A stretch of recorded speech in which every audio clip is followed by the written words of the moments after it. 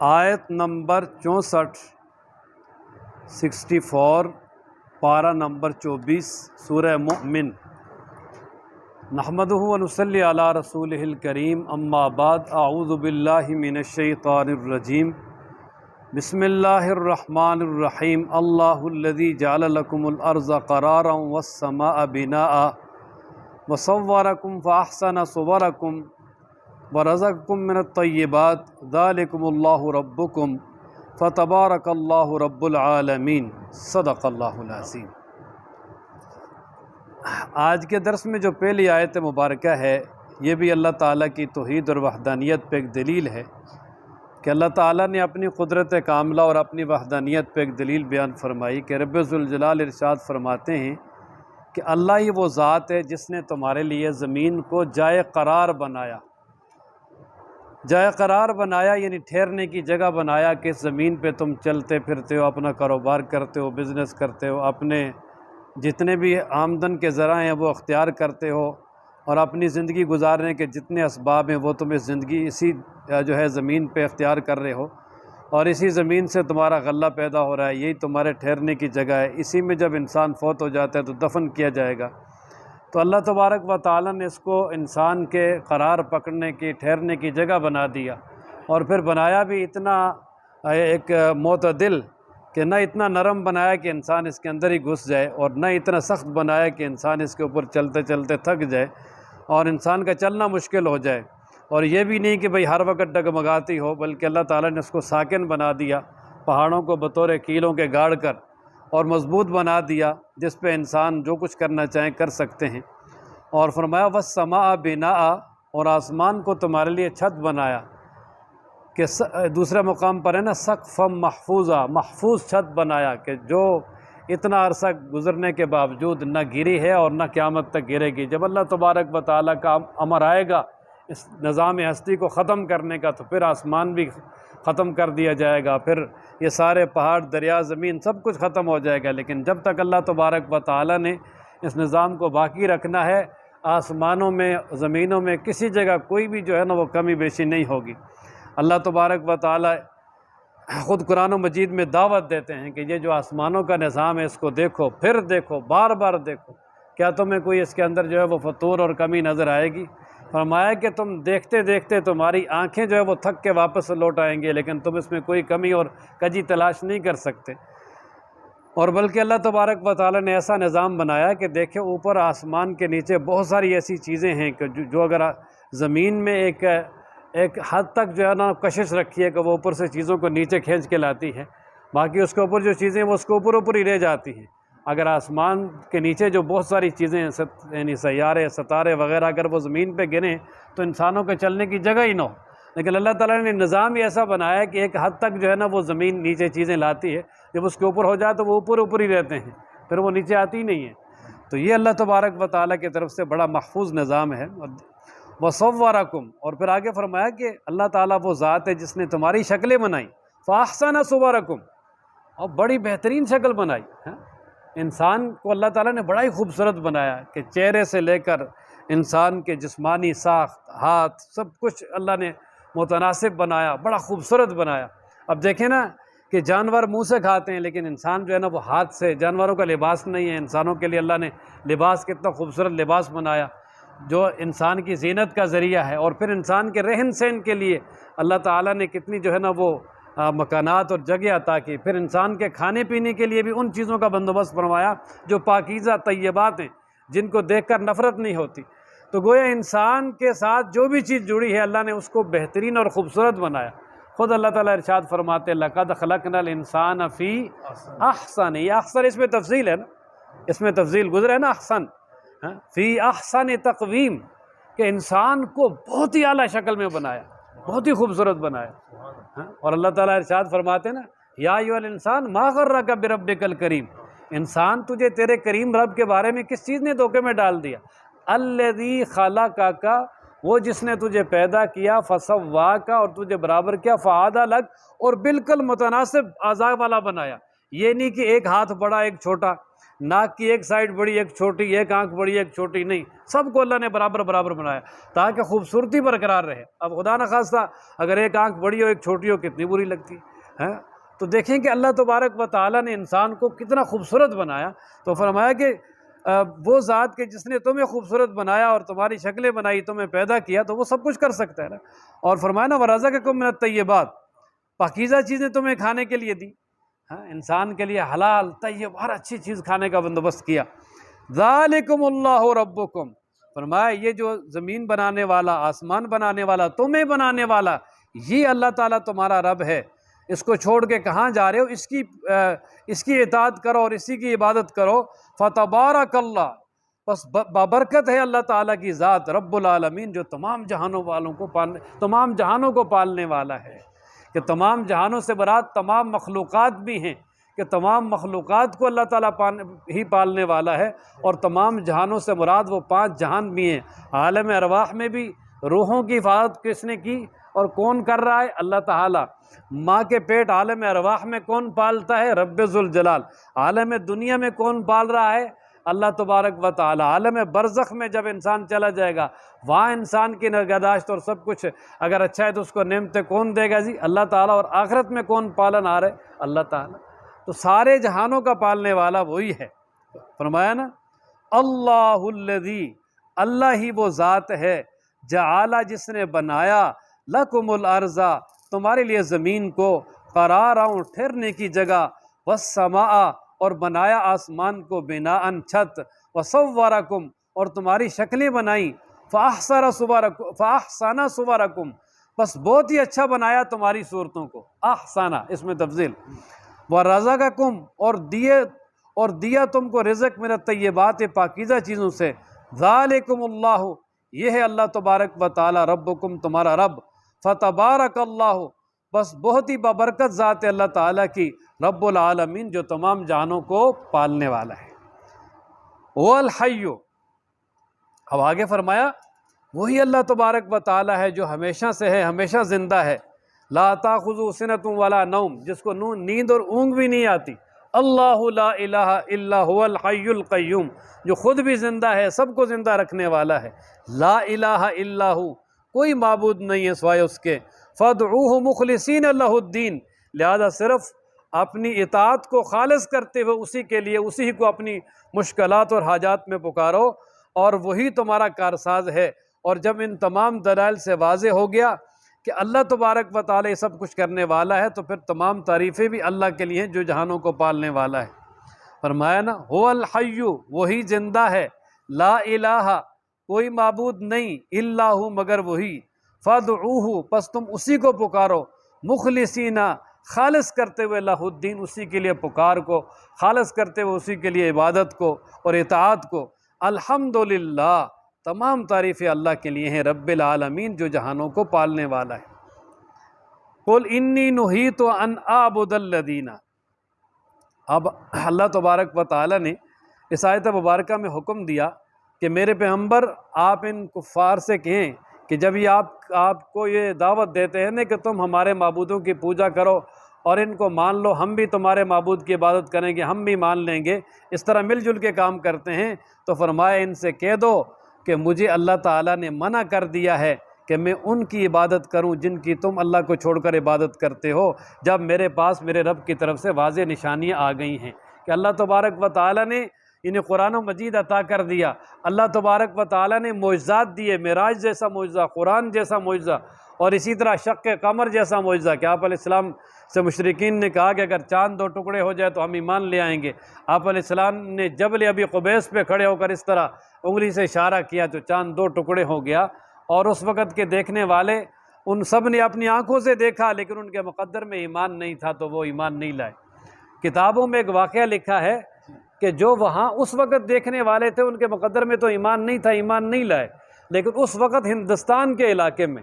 کچھ لوگوں نے جو ہے نا وہ چاند کو 2 ٹکڑے ہوتے دیکھا، اور انہوں نے کہا یار یہ لازماً زمین پہ کوئی نئی بات رونما ہوئی ہے، بہت بڑا واقعہ رونما ہوا ہے، لہٰذا آپ اس کی تحقیق کرنا، اور اس کے بعد اپنی اولادوں کو وہ وصیت کر گئے کہ تم نے اس کی تحقیق کرنی ہے اور کھوج لگانی ہے، اور اگر یہ کوئی اللہ کی طرف سے کوئی رسول آیا، کوئی نیا دین آیا تو اسے قبول کرنا ہے، تو کہتے ہیں 94 سال کے بعد یہاں ہندوستان کے لوگ عرب میں تجارت کے لیے گئے اور وہاں سے لوگ ادھر آئے، جب ملاقات ہوئی اور شق قمر کا جب واقعہ پتہ چلا تو انہوں نے کہا جی ہمارے بڑوں نے یہ بالکل اپنی آنکھوں سے دیکھا اور انہوں نے وصیت کی ہے، 94 سال بعد وہ ہندوستان کے لوگ ایمان لیا۔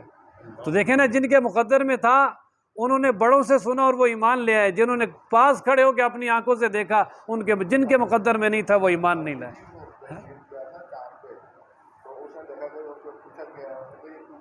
ہاں جی، تو ظاہر ہے اب دیکھیں نا، جدید سائنس سے بھی اس کی تائید ہو رہی ہے نا جی۔ اور یہ جو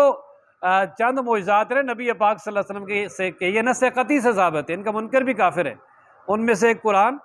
اور ایک معراج اور ایک یہ چاند 2 ٹکڑے ہونے والا، اقتربت الساعۃ وانشق القمر، خود قرآن مجید میں اس کا تذکرہ ہے۔ تو جن کا تذکرہ قرآن مجید میں ہے وہ نص قطعی سے ثابت ہے، اور نص قطعی کا منکر کافر ہوتے ہیں۔ اس لیے یہ جو چاند والا معجزہ ہے نا جی، یہ بھی خبر متواتر اور نص قطعی سے ثابت ہے۔ تو خیر، میرا یہ کر رہا تھا کہ دیکھیں کہ انہوں نے اپنی آنکھوں سے دیکھا، مطالبہ کیا، مطالبہ پورا ہوا، لیکن پھر بھی ایمان جس کے مقدر میں نہیں تھا، جن کے مقدر میں تھا وہ لے آئے۔ تو خیر فرمایا نا، قل کہہ دیجئے انی نہیت، تو بے شک مجھے روکا گیا ہے، ان اس بات سے کہ اعبد الذین، کہ میں عبادت کروں ان کی، تدعون جن کو تم پکارتے ہو، من دون اللہ، اللہ کے سوا، لما جب جاءنی آگئی میرے پاس، البینات، واضح نشانیاں، میرے رب کی طرف سے، وہ امرت، اور مجھے یہ بھی حکم دیا گیا ہے کہ ان اسلم، یہ کہ میں تابعداری کروں، لرب العالمین، جہانوں کو پالنے والے رب کی، کہ مجھے یہ حکم دیا کہ میں اور کسی کی پوجا نہ کروں، اور مجھے یہ حکم دیا گیا ہے کہ میں جہانوں کے پالن ہار رب ہی کی بات مانوں، اسی کی اطاعت کروں۔ هو الذی خلقکم، اب اللہ تعالیٰ نے اپنی توحید قدرت کاملہ پر ایک اور دلیل بیان فرمائی ہے۔ اللہ تبارک و تعالیٰ فرماتے ہیں کہ اللہ ہی وہ ذات ہے کہ جس نے تمہیں مٹی سے پیدا کیا۔ اب تمہیں مٹی سے پیدا کرنے کے 2 مطلب ہیں، ایک تو یہ ہے کہ انسانوں کے جو جد امجد ہیں، جہاں سے انسانیت شروع ہوئی ہے، آدم علیہ السلام، ان کا اللہ تعالیٰ نے مٹی سے مجسمہ بنایا اور پھر اس میں روح پھونکی، اور پھر آگے اللہ تبارک و تعالیٰ نے ان سے انسانوں کا سلسلہ جاری کیا۔ اس اعتبار سے ہر انسان کی پیدائش مٹی سے ہے، اور ایک یہ بھی ہے کہ انسان کی پیدائش مادہ منویہ سے، اور وہ بنتا ہے خون سے، اور خون جو ہے وہ بنتا ہے غذا سے، اور غذا انسان کی مٹی سے آتی ہے، کیونکہ مٹی میں جو ہے نا وہ ساری چیزیں، غلہ اناج پیدا ہوتا ہے، تو اسی سے جو ہے نا وہ انسان کی ساری چیزیں جو ہے وہ، چاہے وہ گوشت ہے، چاہے انسان کے یعنی مادہ انسانی ہے، خون ہے، یہ سب اسی سے بنتے ہیں، اور اسی سے پھر آگے انسان کی تخلیق بھی ہے۔ تو فرمایا کہ اللہ تعالیٰ نے ابتداءً تمہیں مٹی سے پیدا کیا، ثم من نطفۃ، پھر پانی کے ایک قطرے سے، ثم من علقۃ، پھر خون کے ایک لوتھڑے سے، کہ وہی پانی کا ایک قطرہ ماں کے رحم میں جب کچھ عرصہ قرار پکڑتا ہے تو وہی ایک لوتھڑا اور جوک کی شکل اختیار کر لیتا ہے، اور پھر وہ بڑھتا جاتا ہے اور پھر پورا انسان بن جاتا ہے۔ اور دوسرے مقام پر وہ سارے مراحل کا تذکرہ ہے، یہاں اختصار ہے۔ ثم یخرجکم طفلا، اور پھر اللہ تبارک و تعالیٰ تمہیں صحیح سلامت جو ہے وہ بچے کی شکل میں تمہیں دنیا میں لے آتا ہے، اور پھر تمہیں آگے پروان چڑھاتا ہے تاکہ تم اپنی جوانی کو پہنچ جاؤ، پھر انسان جوانی میں چلا جاتا ہے، اور پھر اللہ تعالیٰ مزید عمر بڑھاتا ہے تاکہ تم بڑھاپے کو پہنچ جاؤ۔ اور کچھ ایسے بھی ہیں کہ جو بڑھاپے کو پہنچ جاتے ہیں، کچھ بڑھاپے سے پہلے فوت ہو جاتے ہیں، کچھ بچپن میں ہی فوت ہو جاتے ہیں، لیکن عموماً یہی ہوتا ہے کہ انسان یہ مراحل گزار کر بڑھاپے تک چلا جاتا ہے۔ تو فرمایا یہ ساری اللہ تبارک و تعالیٰ کی طرف سے مہلتیں اس لیے ملتی ہیں تاکہ انسان کی جو عمر اللہ کے یہاں لکھی جا چکی ہے وہ پوری کر لے، اور جب وہ پوری کر لے، اور تاکہ انسان اپنی اس عمر پہ، اپنی زندگی پہ غور و فکر کر کے انسان عقل حاصل کرے، نصیحت حاصل کرے کہ وہ اللہ تبارک و تعالیٰ جس نے اتنے مراحل سے گزار کر مجھے یہاں تک لے آیا، وہ اللہ تبارک و تعالیٰ ہی سب کچھ کرنے والا ہے، اور وہ دوبارہ انسان کو پیدا کر کے قیامت میں احتساب بھی کر سکتا ہے، اور وہی قدرت کاملہ والا ہے، اور وہی اکیلا ہے، اس کے ساتھ کوئی شریک نہیں ہے۔ فرمایا نا، هو الذی، وہی تو ہے، خلقکم، جس نے تمہیں پیدا کیا، من تراب، مٹی سے، ثم من نطفۃ، پھر پانی کے قطرہ سے، ثم من علقۃ، پھر ایک جمع ہوئے خون سے، لوتھڑے سے، ثم یخرجکم طفلا، پھر وہ تمہیں نکالتا ہے طفلا ایک بچے کی شکل میں، طفل چھوٹے بچے کی شکل میں، ثم لتبلغوا اشدکم، اور پھر وہ تمہیں پروان چڑھاتا ہے تاکہ تم پہنچ جاؤ اپنی جوانی کو، ثم لتکونوا شیوخا، اور پھر تمہیں مزید مہلت دیتا ہے تاکہ تم ہو جاؤ بوڑھے، ومنکم، اور تم میں سے میں کچھ وہ ہیں یتوفا، جن کو وفات دے دی جاتی ہے، من قبل، اس سے پہلے، یعنی بڑھاپے تک پہنچتے ہی نہیں، پہلے مر جاتے ہیں، وَلِتَبْلُغُوا، اور پھر اللہ تعالیٰ تم میں سے بعض کو مہلت دیتا ہے تاکہ تم پہنچ جاؤ اجلا مسمى، ایک مقرر مدت تک، کہ جو اللہ نے تمہاری مدت لکھی ہوئی ہے، وَلَعَلَّكُمْ تَعْقِلُونَ، اور اس لیے کہ تاکہ تم عقل حاصل کرو۔ یہ سارے مراحل اور اپنی زندگی پہ غور و فکر کر کے اللہ تبارک و تعالیٰ کی قدرت کی نشانیاں دیکھو، اور ان اللہ تبارک و تعالیٰ کی قدرت کی نشانیاں دیکھ کر رب ذوالجلال کی قدرت اور اس کی وحدانیت کے قائل ہو جاؤ۔ اور پھر آگے فرمایا هو الذی، وہی اللہ ہے، یحیی، جو زندہ کرتا ہے، وہ یمیت، اور مارتا ہے، کہ جس طرح تمہاری زندگی اس کے ہاتھ میں ہے، تمہاری موت بھی اس کے ہاتھ میں ہے، اور اس اللہ تبارک و تعالیٰ پر کوئی کام بھی مشکل نہیں ہے۔ کیوں؟ فَإِذَا قَضَىٰ أَمْرًا، جب وہ کسی بھی کام کا فیصلہ کر لیتا ہے تو فَإِنَّمَا يَقُولُ، بس بے شک وہ اس کو کہتا ہے، لہو، اس کو کہتا ہے، کن، ہو جا، فیکون، فوراً ہو جاتا ہے۔ یہ فا تعقیب بلا مہلت کے لیے آتی ہے، جس کا مطلب یہ ہوتا ہے فوراً، کہ جو ہی اللہ تعالیٰ نے ارادہ کیا اور اللہ تبارک و تعالیٰ نے فرمایا ہو جا، وہ فوراً ہو جاتا ہے۔ وہاں کسی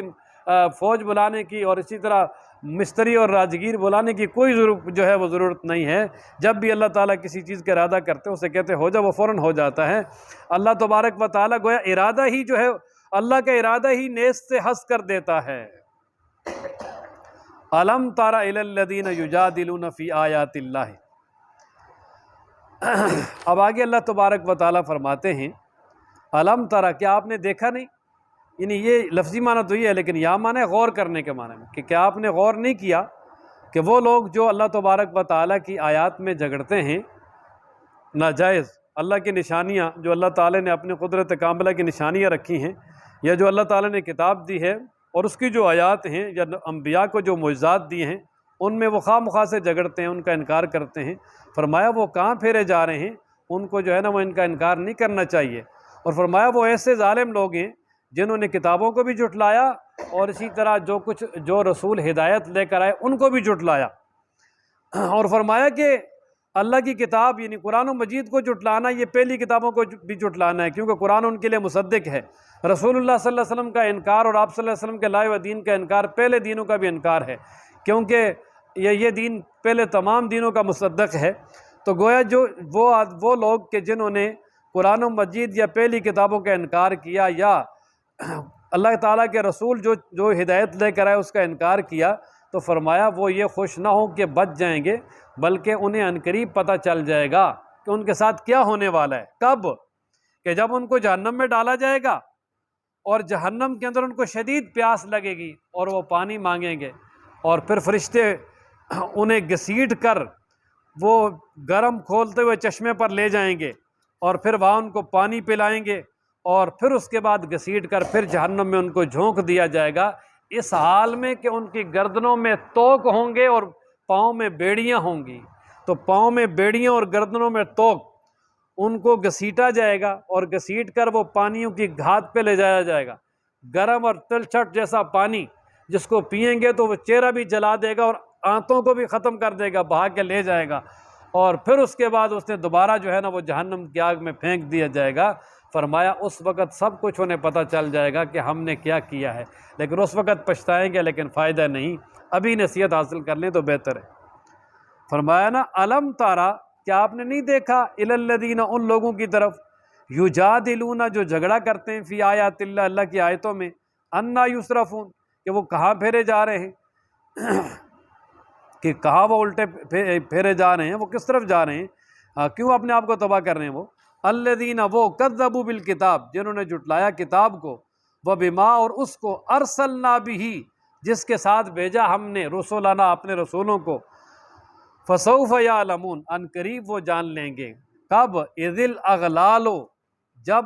توقیں ہوں گی، فی اعناقہم، ان کی گردنوں میں، والسلاسل، اور زنجیریں اور بیڑیاں ہوں گی ان کے پاؤں میں، یسحبون، اور انہیں گھسیٹا جائے گا، فی الحمیم کھولتے ہوئے گرم یعنی چشموں میں، یعنی چشموں کی طرف جہاں وہ پانی مانگیں گے تو پھر پانی کی گھاٹ الگ ہوگی، وہاں بڑی گرم پانی ہوگا تلچٹ، اس کی طرف ان کو گھسیٹا جائے گا۔ ثم فی النار یسجرون، اور پھر ان کو آگ میں جھونک دیا جائے گا کہ پھر وہ پانی پلا کے دوبارہ آگ میں ڈالا جائے گا۔ اس سے معلوم ہوا نا کہ وہ پانی کی گھاٹ ذرا الگ ہوگی، جب پانی مانگیں گے اور پھر ان کو پانی پہ لایا جائے گا، پھر پانی پلایا جائے گا وہ، اور پھر وہ پانی کیا کہ وہ کھولتا ہوا پانی ہوگا جو پہلے سے بھی زیادہ تکلیف دہ ہوگا، اور پھر ان کو وہ پلا کر پھر دوبارہ جہنم میں ڈال دیا جائے گا۔ اور پھر آگے کیا ہوگا ان کے ساتھ زندگی رہی تو پھر وآخر دعوانا الحمد للہ رب العالمین۔